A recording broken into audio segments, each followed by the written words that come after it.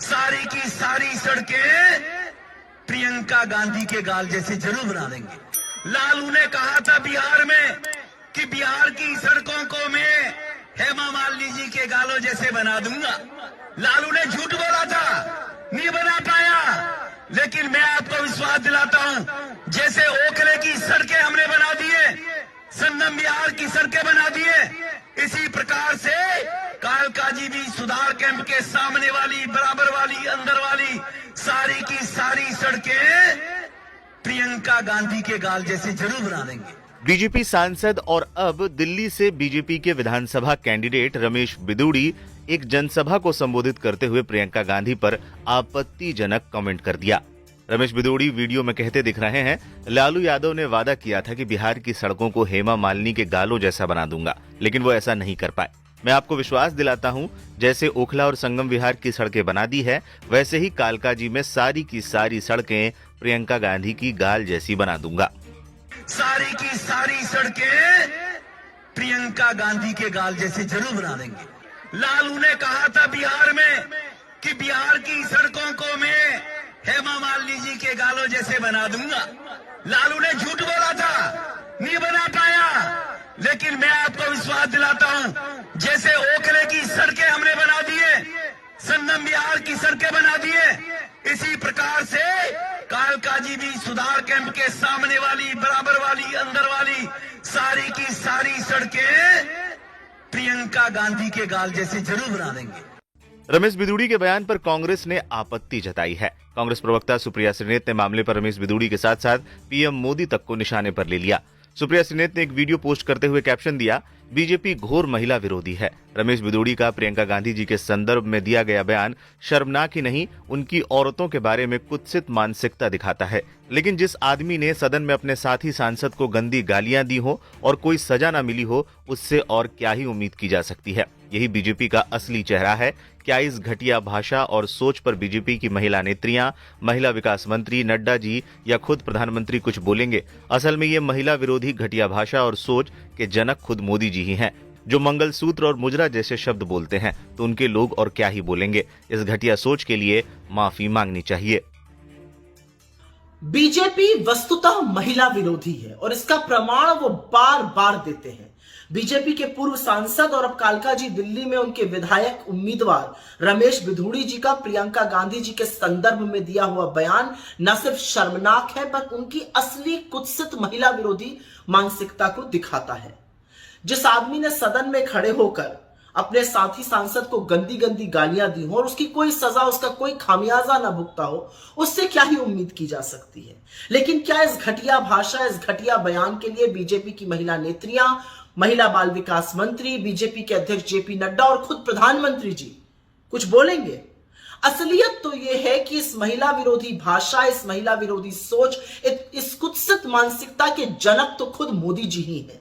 जब वो चुनावी सभाओं में मंच से मुजरा, मंगलसूत्र, बेटियों को कोई छीन कर ले जाएगा जैसे शब्द बोलते हैं, तो उनके नीचे वाले उन्हीं का अनुसरण करते हैं, वो और क्या बोलेंगे। लेकिन ये घटिया सोच है, ये घटिया मानसिकता है, और इसके लिए न सिर्फ रमेश बिधूड़ी को बल्कि बीजेपी के शीर्ष नेतृत्व को हाथ जोड़ के माफी मांगनी चाहिए। ये सिर्फ एक महिला प्रियंका जी के अपमान का मामला नहीं है, ये आधी आबादी के अपमान का मामला है। कांग्रेस नेता पवन खेड़ा ने भी रमेश बिधूड़ी के बयान पर ऐतराज जताया। उन्होंने सोशल मीडिया पर लिखा, ये बदतमीजी सिर्फ इस घटिया आदमी की ही मानसिकता नहीं दिखाती, ये इसके मालिकों की असलियत है। ऊपर से लेकर राष्ट्रीय स्वयंसेवक संघ के संस्कार आपको भाजपा के इन ओछे नेताओं में दिख जाएंगे। रमेश बिधूड़ी के बयान पर आपने भी तीखी प्रतिक्रिया दी है। मैं कल भी बोल रहा था, आज भी बोल रहा हूं कि भारतीय जनता पार्टी ने संसद में गाली देने वाले से लेकर सड़क पर नोट बांटने वाले तक को टिकट दिया है। इस व्यक्ति के बारे में तो बीजेपी जानती थी कि इसने संसद में गाली दिया था, बावजूद इसको टिकट दिया।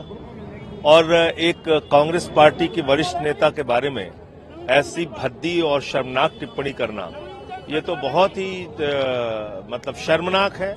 और इन लोगों के हाथों में महिलाओं का भविष्य कैसे सुरक्षित रहेगा, दिल्ली की महिलाएं शायद अब इस बात को समझ जाएंगी। जय हिंद साथियों, मैं अलका लांबा इस समय कालकाजी विधानसभा में हूँ और कालकाजी विधानसभा से भाजपा ने अपने जिस उम्मीदवार को घोषित किया है, रमेश बिधूड़ी जी पूर्व सांसद भी रह चुके हैं। इनकी भाषा पूरी दिल्ली और देश जानता है। संसद के अंदर हो या संसद के बाहर सड़क पर हो, इनकी भाषा हमेशा खासतौर से महिलाओं को लेकर आपत्तिजनक रही। अभी कालका जी विधानसभा में उम्मीदवारी इनकी घोषित नहीं हुई। पहला भाषण मैं कालका जी के लोग हूं, दिल्ली के लोग हूं, कहूंगी क्या आपको ये भाषा मंजूर है? मैं कालका जी के लोगों से बस अब पूछना चाहती हूँ, क्या आप अपना ऐसा जनप्रतिनिधि चाहते हैं जो हमारी माँ बहन बेटियों, बात प्रियंका गांधी की नहीं है, बात सोच की, माँ बहन बेटियों के गालों जैसी सड़कें बनाने की बात करता हो? उसकी सोच, उसका नजरिया, उसका चरित्र सबके सामने है और जिसका हम पुरजोर विरोध करते हैं।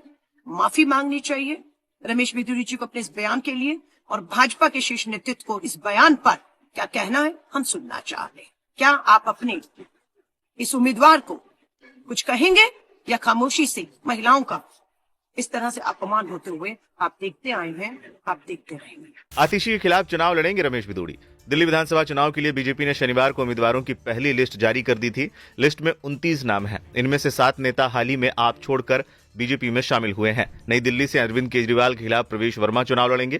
कालका जी से सीएम आतिशी के खिलाफ रमेश बिधूड़ी को मैदान में उतारा गया है। इस सीट पर कांग्रेस ने अलका लांबा को टिकट दिया है। पार्टी ने पहली सूची में पिछले विधानसभा में टिकट पाने वाले अधिकतर प्रत्याशियों को फिर से टिकट दिया है। 29 उम्मीदवारों की सूची में 13 उम्मीदवारों को रिपीट किया गया है, जबकि 16 के टिकट बदले गए हैं। संसद में दानिश अली पर किया था आपत्तिजनक कमेंट। 21 सितंबर 2023 को संसद में स्पेशल सेशन के दौरान बिधूड़ी ने बीएसपी सांसद दानिश अली पर अभद्र टिप्पणी की थी।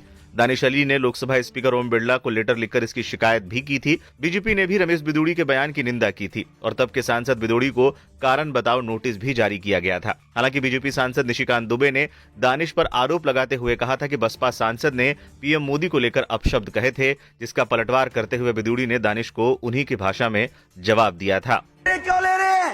मोदी साहब सिरे नहीं ले रहे हैं, सिरे ले रहे हैं देश के वैज्ञानिक। उग्रवादी सिरे ले रहे हैं। उग्रवादी बोलने नहीं दूंगा कभी खड़ा होगा, ये बता रहा हूँ। उग्रवादी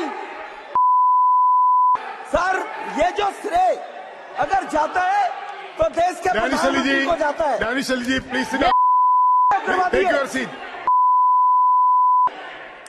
सर, अभी मैं बताना चाहता हूँ, अधीर रंजन जी अभी शोर मचा रहे थे, लिस्ट पढ़ रहे थे।